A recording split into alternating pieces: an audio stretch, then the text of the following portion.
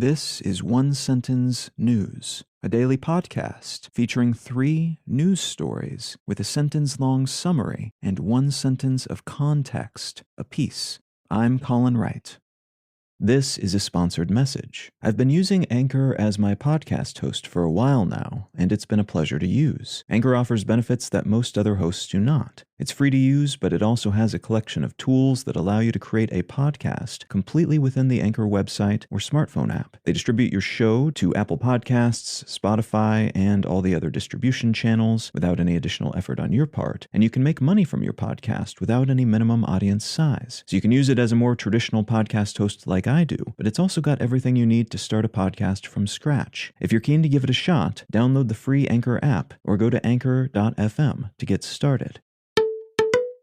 It's Monday, October 3rd, 2022. Let's talk about the news. From the Associated Press, virus kills 100,000 cattle in India, threatens livelihoods. An outbreak of lumpy skin disease, a viral infection that has sickened more than 2 million cattle in the country, has killed nearly 100,000 cattle and is expected to kill a lot more in the coming months. Lumpy skin disease is spread by parasites like mosquitoes and ticks, and it causes afflicted animals to develop lumps all over their skin before, in some cases, killing them. This new wave of the disease was first detected in Southeast Asia in 2019, and the most prevalent strain seems to be significantly genetically different from earlier versions, though due to a lack of tracking systems for this disease, researchers don't know where this new version evolved into its current, seemingly especially contagious shape.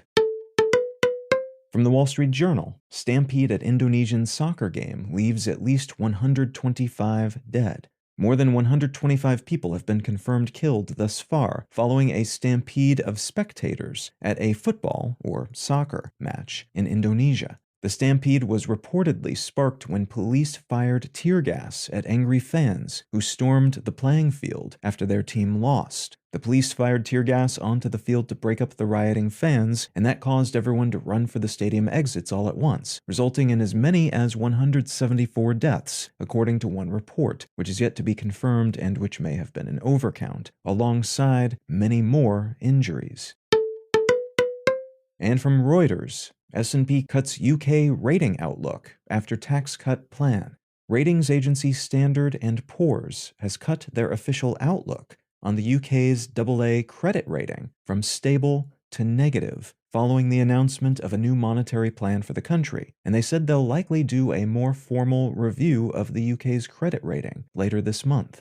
This rating is somewhat meaningless on a practical level, right now anyway, and the UK still has the 3rd highest credit rating of any government in the world, but the shift to negative represents a pessimistic posture from the ratings agency toward the UK's monetary plans, following the government's newly announced ambitions to essentially lower taxes for the wealthy and for corporations, while providing economic support for companies and individuals during a moment of massively heightened energy costs, without providing a means of paying for those cuts and subsidies, except for taking on debt.